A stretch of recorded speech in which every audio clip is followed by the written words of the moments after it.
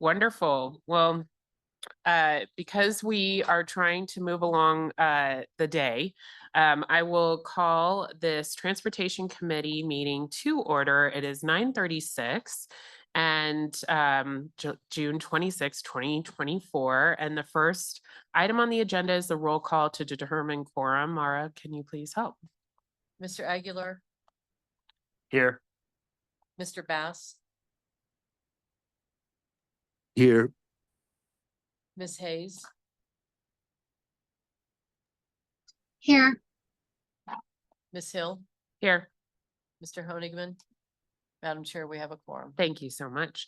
I will now go over the remote and in-person meeting rules for today. For the members of the public who are joining us remotely, to observe the meeting, please go to trpa.gov. Under the calendar heading, click on Governing Board Hybrid Meeting for June 26, 2024. Though you'll find a link to the public webinar hosted on Zoom. To address the committee members directly with your comments, please raise your hand in Zoom by clicking Raise Hand at the bottom of your screen at the appropriate agenda item.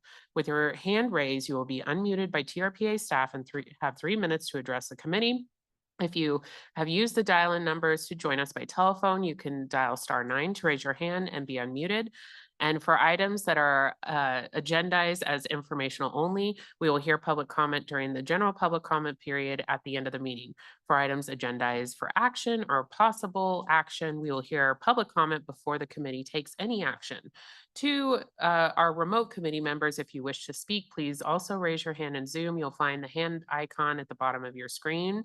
For remote committee members, please do not use the chat box for your comments to have sidebar conversations. And remember to mute your mic unless you're speaking to cut down on background noise. Finally, I'd like to ask that remote members turn on their cameras if they are able. Members of the public who have joined us in person, please raise your hand at the appropriate time for public comment and you will be called to the front to speak. To ensure everyone has time to make their desired comment, you can agree with the previous commenter rather than making comments that repeat what others have said. Committee members who are in person, please raise your hand if you wish to comment and speak clearly into the microphone in front of you.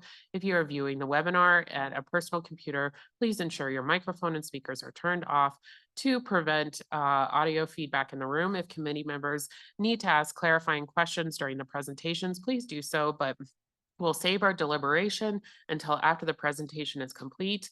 Next item is approval of the agenda. Are there any changes to the agenda, Mr. Hester? Madam Chairman, there are no changes. Okay, thank you very much. We will deem the agenda approved as posted, and we'll now move to the approval of the minutes. We have minutes from April 24th, 2024 on page 23 of your packet. Do members of the committee wish to make any changes? I'm not hearing any, then I would love to entertain a motion to approve the minutes. Motion to approve. Thank you, Secretary of State Aguilar. And may I please have, I don't have to do roll call vote. All those in favor, please say aye. Aye. Aye. Any opposed, please say nay. Hearing none, those minutes are approved unanimously. We will now move on to item 3, the discussion and possible recommendation for approval of the 2024-2025 Transportation Committee Work Plan. And this is page 99 of your packet. As a reminder to the public, after a committee discussion on this item, you may raise your hand in person to be called on or in Zoom to be unmuted by TRPA staff to share your comments. Reminder, are there any written public comments that we've received on this item? Yes, we've received some emails. So I will pass to Mr. Hester to help us introduce this item. Thank you, Madam Chair. The reason I wanted to introduce this is there's really kind of a through line through all 3 of these presentations. The first one is really what you've talked about and what the full board talked about. They wanted you to work on the RTP, SCS, Regional Transportation Plan, Sustainable Communities Update, and funding policy. So we put those 2 together as, you know, and we heard from the full board, you'd like transit to be the focus of the funding policy. So that's all there. And we're going ahead and hitting the ground running, we hope. I guess I should have said hitting the ground on our bikes or something, but rolling, we're going to get rolling today. Anyway, sorry for the corny stuff. I can't help myself, but we're going to after Michelle goes through the work plan and you all, we hopefully recommend it to the full board, she's going to go through the RTP SCS performance report, which pretty much makes the case that transit funding is indeed one of the areas we need to work on. There are other policy areas that gives us recommendations to work on in the RTP SCS. And then Nick is going to go right into kind of a funding landscape presentation. So we think this really carries forward everything that you all have said you wanted this new committee to do, and everything the board said they wanted this new committee to do. And we're going to hit the ground rolling. So with that, I'd like to introduce Michelle Glickert, and she will take it the next couple items and then introduce Nick. Thank you. Thank you, Mr. Hester. I think that always sounds funny, but yeah, official. Thank you, John. Yes, good morning, Madam Chair, members of the committee. Next slide, please. So in April, we presented the draft work plan designed to accomplish two big things: update of the funding policies related to VMT, which is vehicle miles travel, and deliver the next regional transportation plan sustainable community strategy. So we'll refer to that as the RTP. So as we discussed at length last time, there is significant overlap in the work required to accomplish these two things. And we proposed a work plan that integrated the work between these two tasks. So today I want to do three things. I'm going to highlight changes we've made to the work plan, review the timeline and the milestones in the work plan, and then seek your approval of recommendation. We haven't changed the substance of the work plan. It's still focused on two primary tasks, but it does respond to some feedback. And so we've streamlined the presentation of the work plan to ensure that it's clear who's doing what and when, what's expected to be completed. And we've also tried to more clearly highlight what the committee's role is in each of the phases of the process and the decisions that we're going to be asking you to make and when. So a nice bonus is that we've shortened the work plan. It's now just 8 pages instead of 10. So next slide. So let's focus on that. As we saw in that last slide, those two primary tasks are fundamentally, intertwined. And then that April version that we presented to you, but we've made some of the revisions are really to the timeline in response to feedback we've heard from both that were in the committee meeting as well as at the retreat. We've summarized that feedback, and really what we heard was, does the VMT update really need to take this long? So, in response to that and hearing from Co-Chair Bass, that it was supported, the board and that VMT item. However, we wanted a concrete timeline to go with that. So when we first presented the work plan in April, we proposed to bring forward both the updates to the VMT funding policy and the RTP at the same time in August of 2025. That's about a year from now. We're going to be expediting it where we can along the way. So, but after that meeting, we revisited the connections between the two policies, and we believe that the work necessary to update the VMT funding policy will be completed about 6 months earlier. And so in the current work plan, we propose bringing these to you as two separate actions. The updated work plan proposes that you address the VMT funding policy before the end of 2025, with action scheduled then for APC and the Regional Plan Committee in March, and then onto the full board in April. So that's your time frame. 2024 or 2025? Oh, did I say 24? Oh, April 2026, my mistake. I'm sorry. Okay. No, I'll Will repeat. you? Yes. Yeah, Thank you. so the committee is going to be working on that funding policy work from now until the end of the year. Yes. Okay. And then we're going to move into the approvals with APC in early 2026. 5. Goodness, great. In my mind is also 2050 of an RTP. So let's yeah. How about that? It won't take that long. Yes. Before the end of the year, the committee's going to have an This approved committee work will- plan for VM. Yeah. And then we'll move into that approval And process the through beginning the of next governing year. board. Yeah, next year. Yeah. Okay, got it.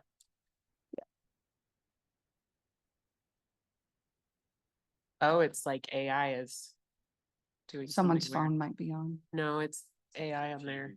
Oh, Anyway, okay. continue. We'll carry on.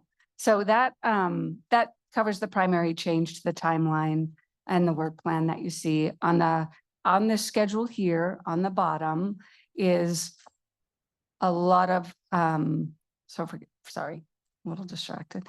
As you know, there are a lot of smaller tasks that go along with these milestones that we've shown here in order to achieve our two big goals. And I've just highlighted where the committee's role is in many of those. And the work plan itself goes through a whole host of all of those tasks.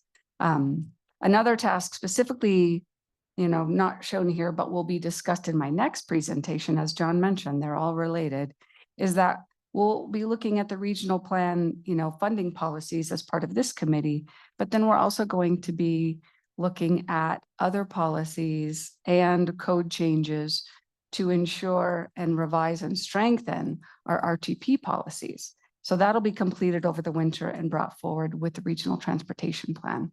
And I'll talk a little bit more about that in the next presentation. So next slide. So sorry about the mix up on the year and the confusion there. We have a lot of work ahead of us in the next 6 months. And then into the next year, we'll be focused on the regional transportation plan. So with that, Madam Chair, I'm going to turn it back to you and answer any questions from the committee. I will open it up to first committee member in the room, Secretary of State Aguilar. Do you have any questions or comments? Okay. Committee members online, Mayor Pro Tem Bass or Ms. Hayes? Hearing none. Okay. And I have no comments. Are you looking for approval of the new plan or? Public comment Okay, next. public Yeah. comment. Do we have any public comments in the room? Not seeing any. Any public comment online, Madam Clerk?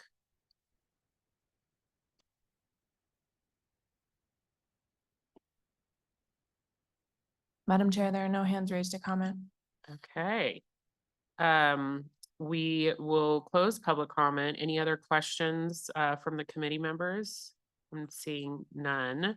Then I would look to make a recommendation that the governing board adopt the 2024-2025 Transportation Committee Work Plan. Do we have a motion for that? Motion to approve. Thank you, Secretary of State Aguilar. With that, can we please have a roll call vote? Mr. Aguilar, Yes. Mr. Bass, Yes. Mr. Honigman, Ms. Hill. Yes. Madam Chair, the motion passes. Thank you very much. All right, we will now move on to item 4, 2024 Regional Transportation Plan Sustainable Communities Strategy Analysis and Recommendations Report. And as a reminder to the public, after committee discussion on this item, you may raise your hand in person or be called on in Zoom to be unmuted by a TRPA staff person. And now I'll pass this back to Ms. Glickard. Thank you, Madam Chair. Yes, Michelle Glickard, Transportation Planning Manager for the record. Next slide, please. Thank you. Today, I'm excited to share the first Regional Transportation Plan Sustainable Communities Strategy Analysis and Recommendations Report. It's a very performance-focused report required to be completed every 2 years. It includes the review of transportation metrics, performance, recommendations that then inform the transportation planning process. This one in particular informs the update of our next Regional Transportation Plan, commonly referred to as the RTP, as I mentioned. The RTP is updated every 4 years, one of our largest metropolitan planning organization requirements. And the RTP, that's the one shown in the middle in that diagram, sets the vision for Tahoe's transportation system, which is a system that is interconnected, interregional, sustainable, connecting people and places in ways that reduce reliance on the private automobile. The Regional Transportation Plan is the transportation element of our regional plan. And that, which is approved, with each approval of the Regional Transportation Plan, we update those regional plan the transportation element goals and the policies of the regional plan. Next slide. So really what this is about is performance-based planning. This is the adaptive management framework for the report process that was laid out about 2 years ago with the board and a transportation performance technical advisory committee That's TP Tech, as you see it there on that image. Every 2 years, we report on the region's transportation performance, bringing together the designated technical advisory committee to review transportation metrics, make recommendations on how we either stay on track or get ourselves back on track to meet those regional plan transportation goals. This adaptive management framework is also part of our metropolitan planning organization responsibilities. Performance-based planning and programming is all about applying performance management principles to the transportation system policy and investment decisions that we make. It's also providing a link between management and long-range decisions about policies and those transportation investments. So the Regional Transportation Plan report must be received by the board in the second quarter of this year. So this 2-year cycle leads up to the preparation of the RTP, where this report's recommendations are going to be built into the development of our next RTP strategies, our funding, our policy updates, and our projects. Next slide. So here's a quick glance at the framework of metrics for the report. Each of these has a dedicated chapter on performance. Transit, we look at total ridership for the region. We analyze frequency of services being provided, and then we consider also coverage, where those services are actually going in the region. And active transportation, we check on our mode share for cycling and walking, and how stressful actually is the cycling and pedestrian network that we've provided. That's a newer one. And under auto, we look at median travel time on our primary highway corridors and average daily VMT per capita. Next slide. So here's just look at the timeline and the process, how we completed the report. We began collecting data the end of 23. Then we convened the technical advisory committee in January with a focus on transit. Then we began drafting the report and the analysis of the metrics in March. For the April meeting, which we focused on active transportation, nicely timed on the heels of the active transportation plan as we were developing it and getting that approved. And then we wrapped up that last meeting was focused on auto, and we started drafting performance recommendations. So May was dedicated to comments received and also our final recommendations that you see in your packet and in the report today. So that's what I'd like to focus on. Next slide. There are several recommendations in the report, and our task over the next 8 months as we finalize our policies of the Regional Transportation Plan is to turn these recommendations into actions. So I want to highlight a couple of the recommendations summarized here. Of the 3 categories, transit, active transportation, and auto, we spent a considerable amount of time talking about transit. From the staffing issues agencies providing fixed route services have experienced over the past few years, to the funding needed to maintain those operations, let alone to increase the services and coverage that we want to see in the basin. So this also includes connecting the North and the South Shores via transit, filling in all of those gaps. So a part of adaptive management and monitoring is not just focused on the things not working, but the things that are also working. An example of that is how the North Shore has integrated microtransit with their fixed route system, where transit ridership is growing, and we've seen efficiencies from that integration. So because this report is preceding the adoption of the next RTP, it's prime time to do a review of transportation policies and overall code of ordinances to see where changes can be made that will reinforce getting people out of their cars to walk, bike, and utilize transit. This report allowed staff to share in a working group setting how data is collected, the challenges it can bring, and the need for more innovative and evaluation of that data. We, like our other metropolitan planning organization partners, are utilizing big data, but also continue to collect on-the-ground counts. That really helps us understand the limitations and validate that big data. So while 2022 VMT per capita is trending down from 2018, we know that congestion is still present in some of our recreation corridors, especially during summer activities and with construction season. So recommendations from the committee included a need for more real-time information and dissemination of this information to help travel choices. We see a little of this during our storm surges in the winter from our 2 DOTs. So we're looking for some of that to help alleviate some congestion in the summertime as well. That was one of the recommendations. Next slide. So that wraps up the summary of the report, and we're requesting the committee's recommendation to transmit the report per the regional plan policy to the board today. And with that, I'll turn it back to you, Madam Chair, and answer any questions that you may have. Thank you very much. I will open it up to the committee. Secretary of State Aguilar, anything? Okay, Mayor Pro Tem Bass. Ms. Hayes. Okay. I think this is a great report, things that we already know, but it's good to write it down and see how we can have a better system that runs cohesively together, I think is the big dream. My question is, being on the RTC board for Washoe County, we are both the Metropolitan Planning Agency and we are also we run the transportation and manage all of the projects on the ground. And so there are efficiencies with having one organization do that. And I'm just curious, have we ever looked at combining resources with TTD and finding those efficiencies and seeing how we can use our data, our planning to make sure that we work together better? Madam Chair, John Hester, having been chair of the TAC at the RTC Washoe for a while in a previous life, there's a couple distinctions that, and let me answer your question by saying TTD used to be administered out of TRPA. So it was not only looked at, it was practiced. As you know, being on the RTC board, the transit is actually run by Keolis. So it's really a contract that RTC administers. Here we have. But we control it as a board. Right. As a board right. at RTC, we have that contract, but we control the routes, we control Correct. the amount of money that we, commit to staffing.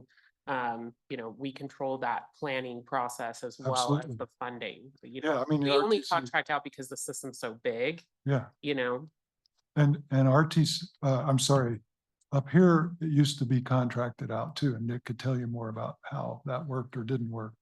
In terms of the MPO, we both have the same role. In terms of big projects, as you know, there's really a big distinction between the transportation networks there and here.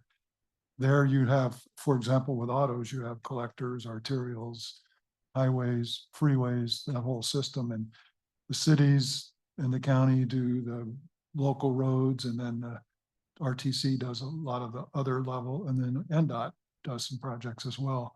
Here we don't have those layers of a system. So here it's pretty much either state level projects. By state, TTD is perfectly set up to deal with that. But local stuff is pretty much done by the locals or the GIDs, and some of the counties aren't really in the road business very much. So it's a little bit different because it's within one county down there, and the road system is much more complex. In terms of trails and active transportation, multiple partners do that in both places. So yes, we've done it before, and it could be done. Nick could probably tell you a little bit more about the experience then, but it got to the point where I think, Nick, I'm correct on this, that it was enough of an effort that people thought it was good to have TTD separated out so that it got the attention it needed. Nick, do you want to? Yeah, I think Nick Haven, for the record, MPO director for the Transportation Improvement Department. Yeah, great question. I think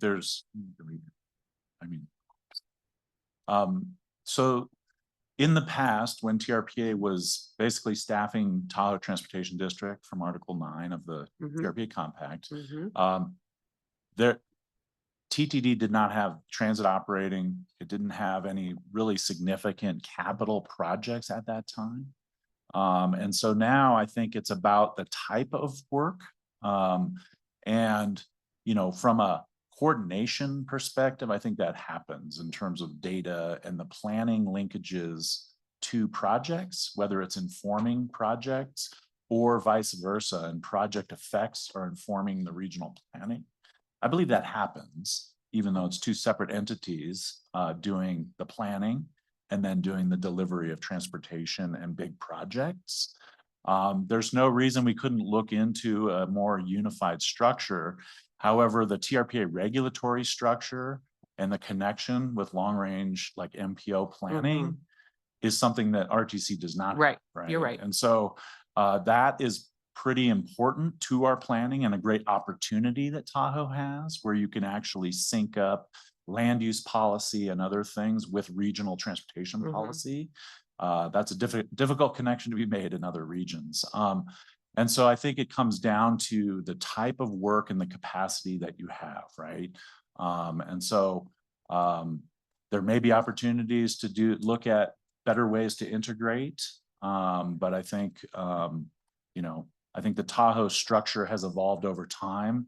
Another comment I'd like to make is that a lot of the transit implementation as well as larger projects, there's a lot more local involvement, like local government involvement in that, in terms of delivering either those projects or having influence on those projects from the DOTs, let's say, that impact their community.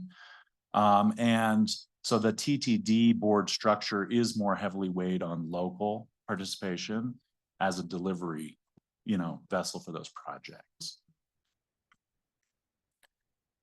It's not discussed in this report because we didn't specifically ask for it, but maybe it's something we should discuss, and it's not probably appropriate for this agenda item. It's just, I know I hear a lot of criticism about, you know, the, you know, lack of funding for TTD or prioritization issues with TTD. And I'm wondering if we are at the point with all of this potential and collaboration that we're doing as a region to look at new models and ways that we run these organizations. And so that may be something that we should look at as a future item in collaboration with TTD or having a joint meeting. But that's just my thought. Any other committee questions, comments? We'll go to public comment now. Any public comment in the room?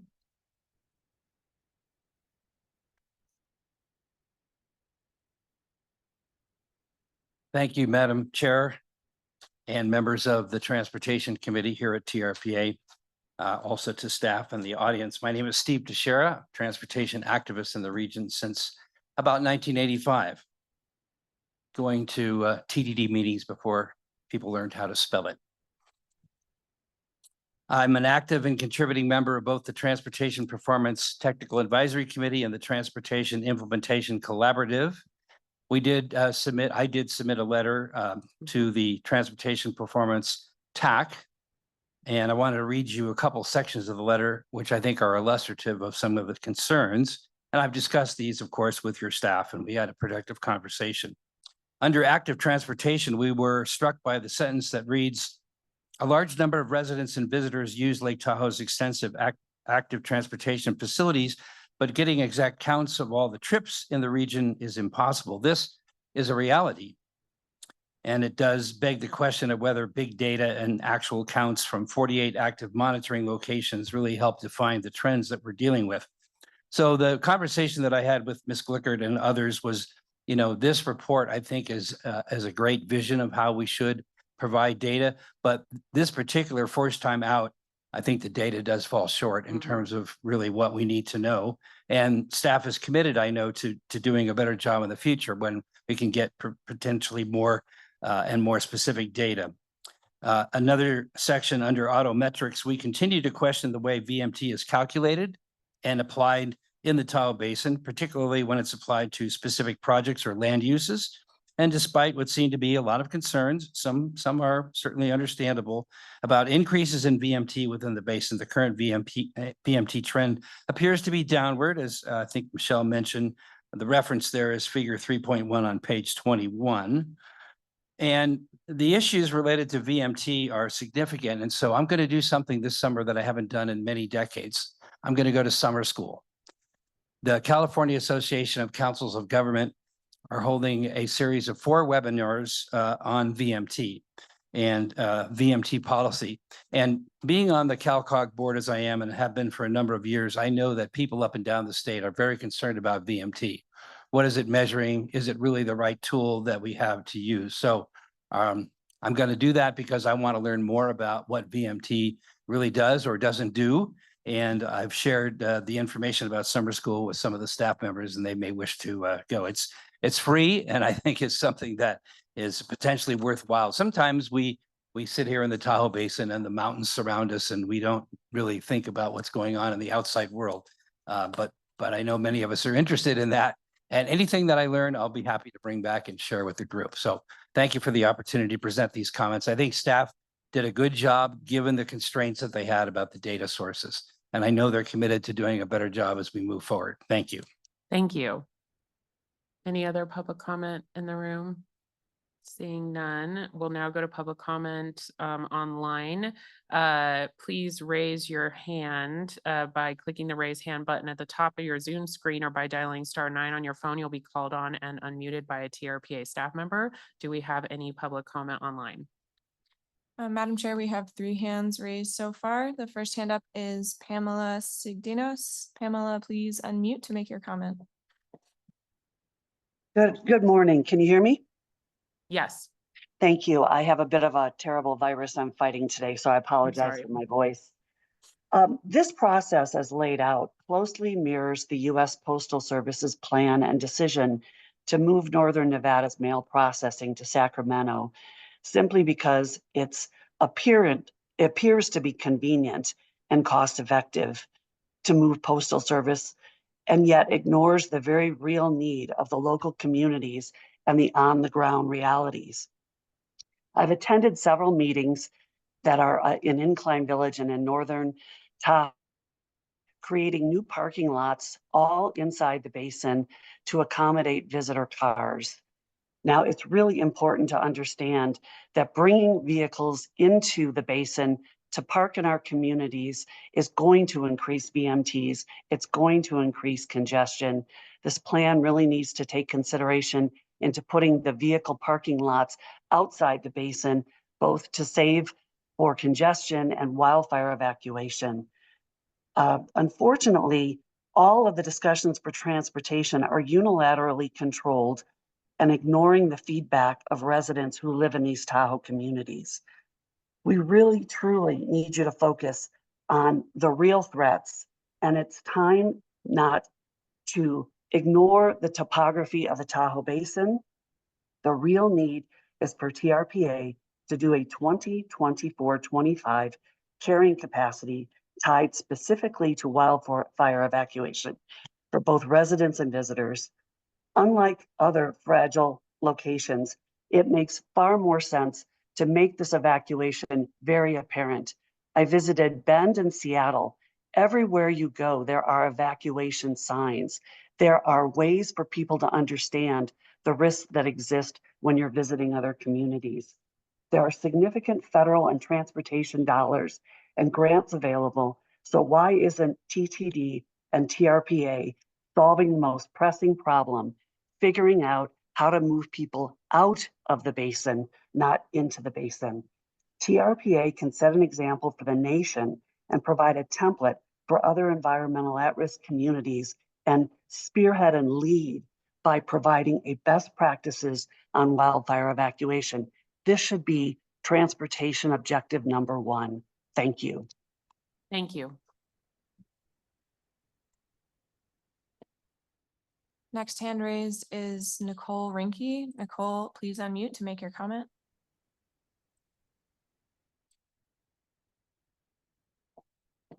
Hi, everyone. Hopefully you can hear me.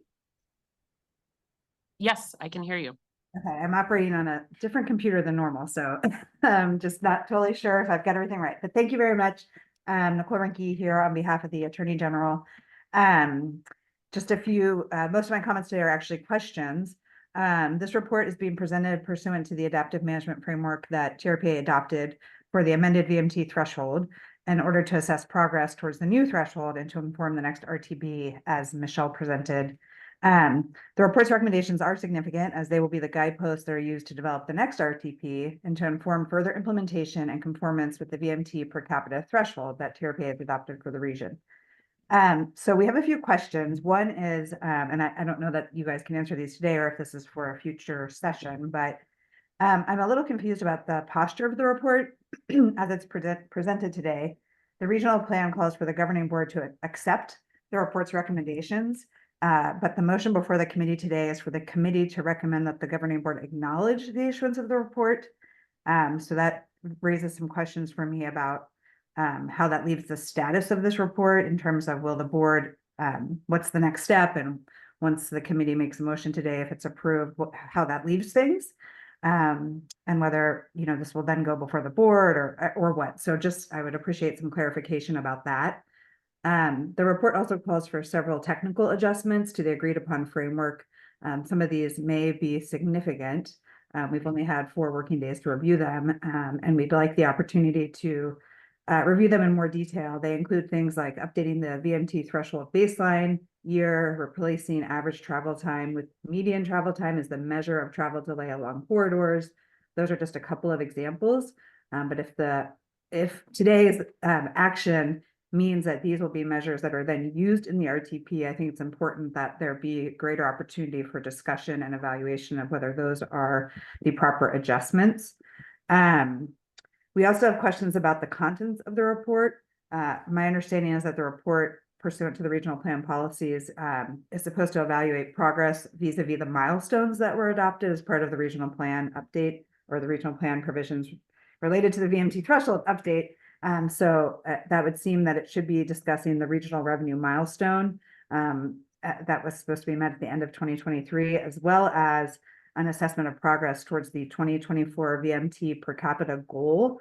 It doesn't seem to do that. The 2024 goal, it's supposed to reduce VMT per capita from the 2018 baseline of 12.48 to 12.35 between 2020 through 2022, but I am not seeing that that has occurred.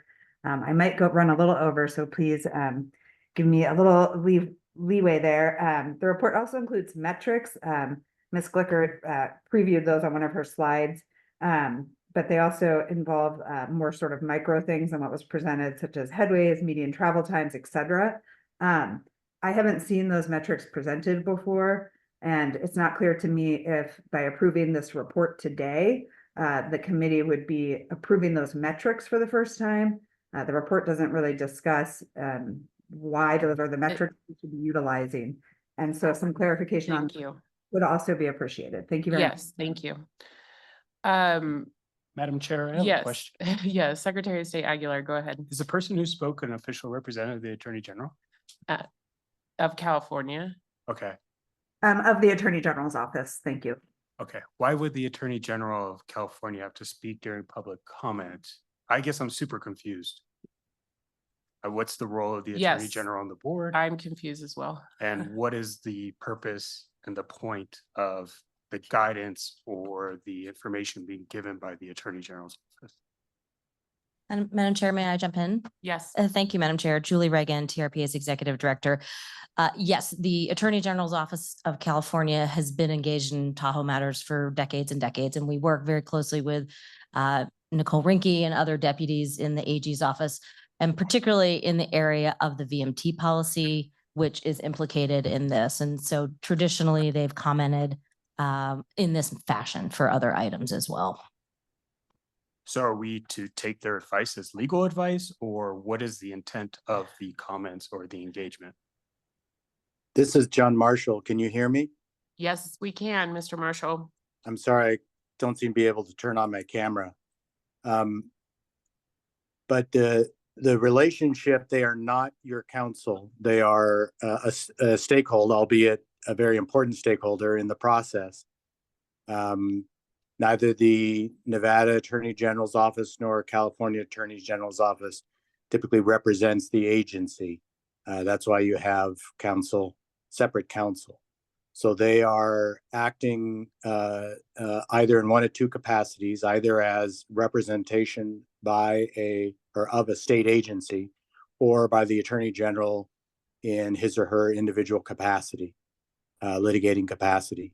So they are they are like another stakeholder, which you consider their perspective, but they are not issuing you legal advice as your counsel. So there's no representational capacity vis-a-vis TRPA or the governing board from either state attorney general's office. Is that clarify? Yes, thank you. Thank you. Any other public comment online? Yes, Madam Chair, there's one more hand raised. Doug Flaherty, please unmute to make your comment. Doug Flaherty, Tahoe, cleanair.org. Thank you so much. Kudos to the California Attorney General acting in an independent capacity. Interesting that it kind of ruffled some feathers there. Thank God for the California Attorney General who's actually read the report and brings up some valid items and a consideration as to why you guys should not move forward on this. TRPA's current strategy analysis and recommendations continue to jeopardize public safety in connection with already overcapacity residential and commercial route neighborhoods, cumulatively adding to already unsafe traffic capacity perils on a daily basis and including wildfire evacuation. TRPA's transportation work plan, which claims of trip reductions, getting people out of their cars, reduced VMT, and traffic reduction claims continue to be highly controversial, subjective, arbitrary, capricious, and lack substantial evidence, hence VMT data that's available that you're not accessing to make such claims, making TRPA's stated outcomes highly uncertain. The TRPA would require a crystal ball to make such claims. TRPA continues to avoid a data-driven roadway evacuation evaluation in relation to wildfire evacuation. Further, continued use of the term adaptive management only allows TRPA to avoid any real metrics connected with responsible accountability. We heard loud and clear today by your own staff that the data is insufficient to make these types of decisions and move this forward. We need more information, more discussion. I rarely agree with Steve Teixeira, but thank you, Steve, for pointing out the need for this data. TRPA is behind the 8 ball. You haven't planned ahead of time to access big data. And now you're seeing the consequences. Once this data is arrived at in pretty short order, if you wanted to, that would put an end to some of these subjective and arbitrary discussions. You guys are behind the time, but you keep moving forward because your model is your model since the 2012 regional plan, which needs an updated EIS. You need to have some accurate accounting, and especially with regards to VMT. Thank you. Thank you. Any other public comment online? Madam Chair, there are no other hands raised to comment. Thank you. I think there's some confusion as to what we're doing today with this report and what this report is, as well as and I think, you know, I saw staff furiously writing down the questions from the Attorney General. I'm sure you can address those offline, but could you just remind the committee what this report is, what we're doing today, so it's a little bit more clear for us? Absolutely. And yes, I will definitely reach out to the Attorney General and answer those questions. This report was designed to inform the regional transportation plan development from, like I said, the policies, the projects, all of those strategies. But as the Attorney General Representative was pointing out, like it's a check on how we're doing. So it's important that that report be very clear, you know, about all of those elements. The metrics were approved by the board 2 years ago, but this report does talk about how median travel time instead of average travel time, it was actually better, and the technical advisory committee decided on that. So there were some things about that technical advisory committee gets together every 2 years, and that's their job. We have a lot of representatives on that committee. It's also a public meeting, so we can hear from the public, and all of the members are representatives of the county and public works and DOTs and the public. all get together. So that's the process. Those recommendations then feed into the regional transportation plan.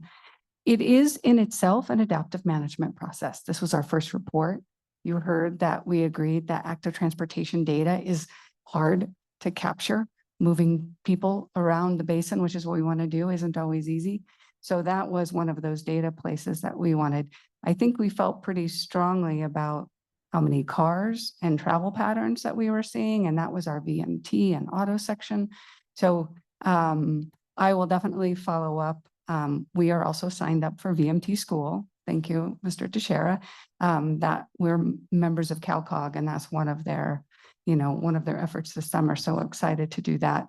So in itself, it is an adaptive management process. And we're going to be reaching out and making that process and the report better. So I hope that summarizes it. I'm going to maybe turn it over to legal on that official action as we wrote it in the policy and make sure that's clear. If I could intercept the turnover as it moves down the table. This is John Hester. Somebody asked about VMT per capita numbers. Those are on page 146 at the top. And VMT per capita has declined 3.7%. Yes. All thank right, you we're very moving much. down the line, Madam Chair. Julie Yes. Reagan, before Graham St. Michel jumps in, just wanted to echo what Michelle said and make sure that Deputy Attorney General Rinke knows we will follow up offline and have a sit down and make sure that all those questions are thoroughly answered and go over it. And then also just to speak to the spirit of continuous improvement. I think we all recognize, and certainly, Madam Chair, with your leadership on the Tahoe Transportation District Board, that we are trying to build a vision for a world-class transportation network at Tahoe. And we are coming out of a rural, underfunded transportation scenario. Like the buses don't connect north to south. Like we have huge challenges. We've had huge challenges on data. And we have been really making leaps and bounds in the last several years, but we are not there yet. And I think what we were trying to do is be fully transparent with this report. There's a lot more work to do, but I'm really proud of the work of our teams and working with all the partnership to take that next step to move toward the vision of an advanced transportation system, but it will take some years to get there. So I just wanted to acknowledge that. But the amount of data that we have in this report is a great start and a great step forward. And so I will keep working down the dais to our attorney, Graham St. Michel. Thank you. And I know our general counsel's on the line. So John, if you want to jump in as well, but basically, I think this is kind of the Attorney General's representative's first question. And for your clarification, Ms. Hill, of what exactly this report is, Michelle covered. There is the Transportation Performance Technical Advisory Committee. It is under DP 5.2 and 5.3 specifically. And somebody will have to correct or basically explain to me what DP 5.3 is. But basically, that policy or that statement says that the technical advisory body will prepare and transmit this report to the governing board. That's all it is. It's just this has to be transmitted. So it's basically not approval of the contents, not acceptance at this point. It just gets transmitted and it'll show up on the governing board's consent calendar later today as just acknowledging the issuance. So there is a motion to go ahead and do that, but it's not, like I said, it's not substantive. Thank you. Anything to add from legal counsel?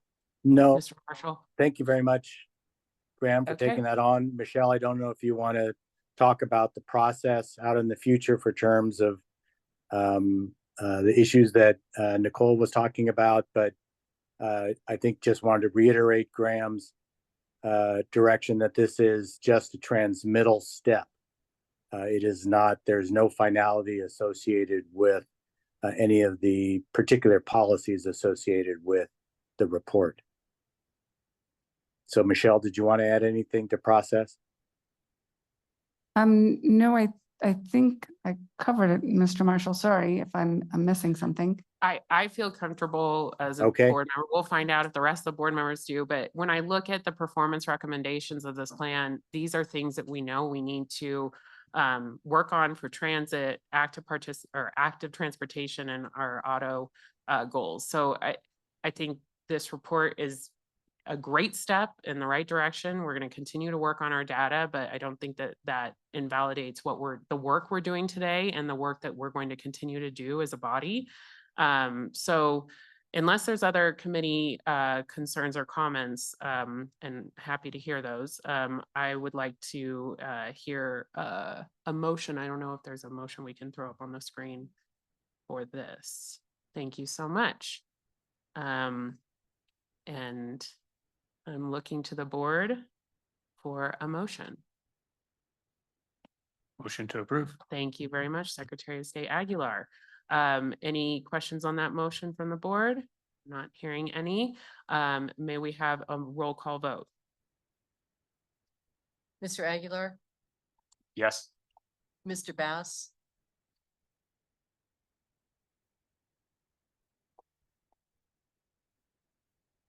Mr. Honigman, Ms. Hill, Yes. circle back, Mr. Bass.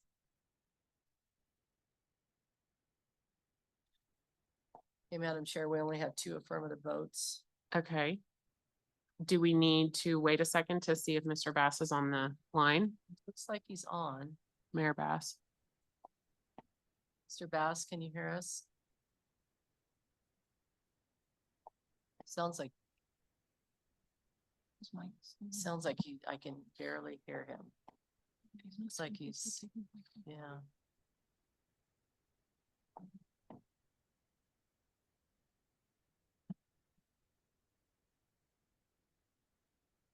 And Mr. Who else did we lose Miss Hayes? She can't vote. She's Mr. not- Honigman, and he's not on the line. Correct, he is out. So do we have a quorum issue at this point?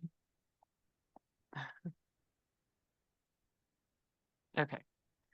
All right, well, are we not able to move on to the next item if we have a quorum issue? Next item is informational only. So, Okay. yeah. Maybe we can come back to the vote after you do the informational only item Yeah. and see if we can get Mayor Bass back on the line. Okay, with that, we'll move on to our item 5, briefing on the transportation funding landscape. As a reminder to the public, since this item is informational only, members of the public are welcome to comment at the final public comment at the end of this committee meeting. So I will pass this to Mr. Haven to present. Thank you, Madam Chair. Nick Haven here, MPO Director. I know we're really running tight on time. And so I think at this point, I'm probably not going to do my presentation fully, but I would like to be able to circulate that to you all and the public because I think it sets up some good context around how transportation is funded in the region that can help further our conversations in August at our next meeting, where we can dive into a little more. As you heard, transit funding is obviously a big focus we've been talking about now for a few years. And beginning to discuss some of those local initiatives that are happening, local initiatives that are being considered, and then other opportunities for some of that transit funding as we craft the regional transportation plan. So this is going to be some good committee work in order to inform the development of what's called the financial element for the regional transportation plan. And so with that, I'll just go ahead and cede my time so that we can get the governing board meeting going. But we'll definitely circulate my presentation that provides a little more detail than the staff summary in terms of some other comparisons with other regions, just to get an idea of the magnitude of our program here in the Tahoe Basin, which is really significant in terms of transportation investment. So with that, I'll conclude. And look forward to picking up again with the committee in August. Okay, thank you very much. Secretary of State Aguilar, do you have any questions? No. Okay, I'm looking to the committee online. Mayor Bass, do you have anything for us? Are you back online? Ms. Hayes, do you have anything? Not hearing anything. The only thing I would say is on the transit operations for Washoe, there are private funds going into microtransit, so you have zero there, and that would be the only thing that I would ask that we get an update on, and perhaps that can be for further discussion at the next transportation committee meeting. Madam Chair, and Yes. may I just suggest also, because there's some really important information in the presentation, which is it's uploaded under this item on the committee page of the website. And we can take a deeper dive, as Nick Haven said, in August, just to make sure. And then when we have a full complement of the committee, that might make more sense anyhow. Okay, that sounds great.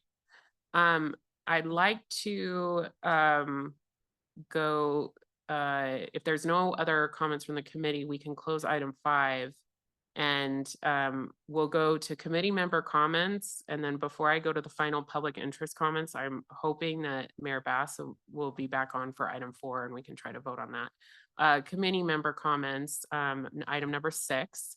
Are there committee members with any questions or comments?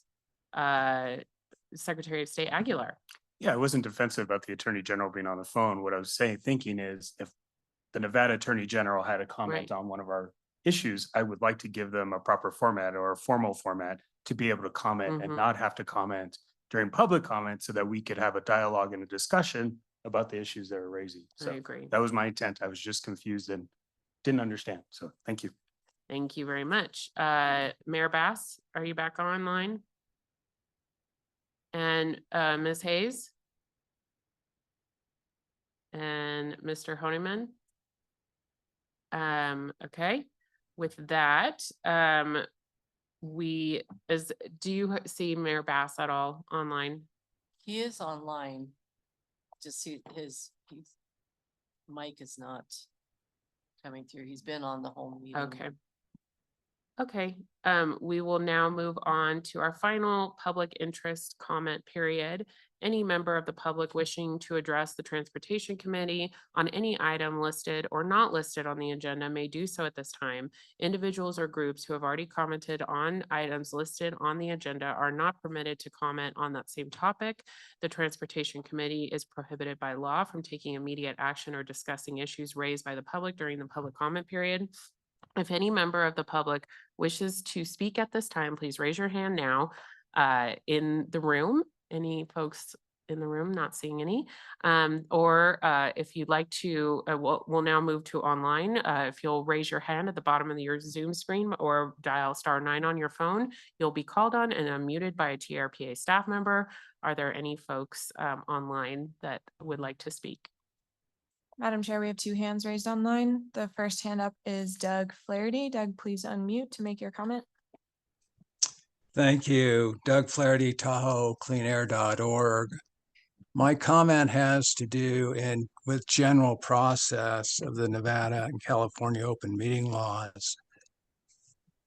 I continue to be amazed at efforts on the part of committees to manipulate and maneuver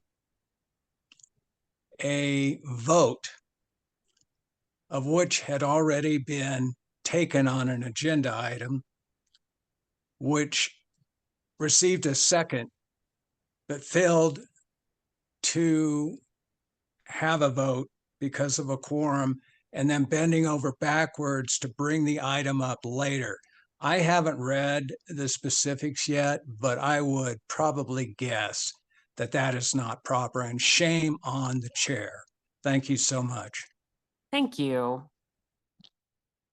Anyone else? Yes, Madam Chair. The next hand up is Nicole Rinke. Nicole, please unmute to make your comment.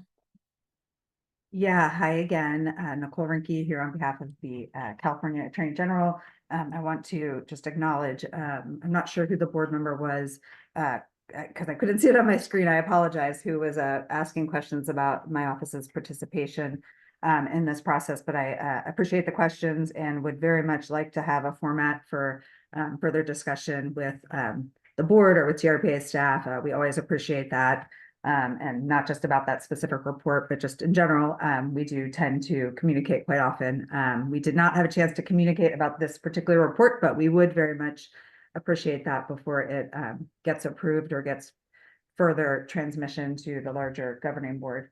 And then it sounds like the funding briefing that was included in the packet for today is going to be continued to a future meeting. That I was going to provide some feedback on that report, but if it will be continued and presented at a future time, I can reserve my comments until then. Is that, can you please confirm if that's what I heard correctly? We are going to discuss that at a future transportation committee meeting, but since you've reviewed the staff report and you have comments, please feel free to send those to the clerk and they will be distributed to the transportation committee to read prior to the meeting. Okay, great. Thank you very much. Thank you. Any other public comment? Yes, Madam Chair, one hand just went up. Suzanne Pecci, please unmute to make your comment. Thank you. I am a public member on a state task force that has been grilled on the Brown Act in all of our actions, including our working group of committee members. And I question the procedure of how you are tabling this item, bending over backwards to continue it on the agenda. It just doesn't feel good as a public member. Thank you. Thank you. Any other comments from the public? Madam Chair, there are no other hands raised to comment. Okay, we will close public comment. And is there a motion to adjourn?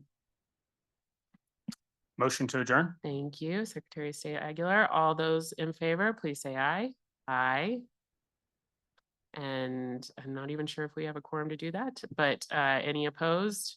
And we are adjourned at 10:37. Thank you.